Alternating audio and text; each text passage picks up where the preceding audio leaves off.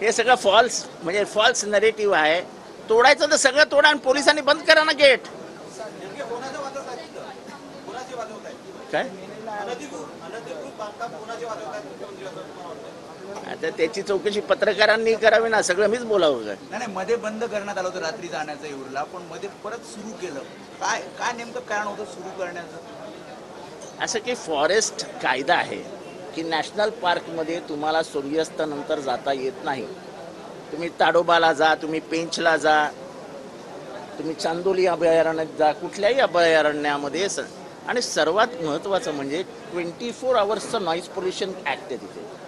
तुम्हाला एका डेसिबलच्या वरती कायदा वाद्य वाजवता येत नाही. ठाण्यामध्ये डीजे लावू देत नाही, मग वरती डीजे का लावू देतात?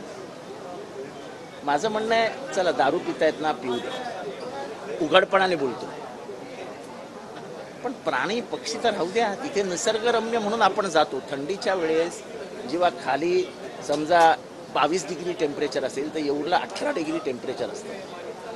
प्रचंड हिरवळीने नटलेलं गाव आहे ते, आणि सगळे आदिवासी पाडे आहेत तिथे, सगळे आदिवासी पाडे.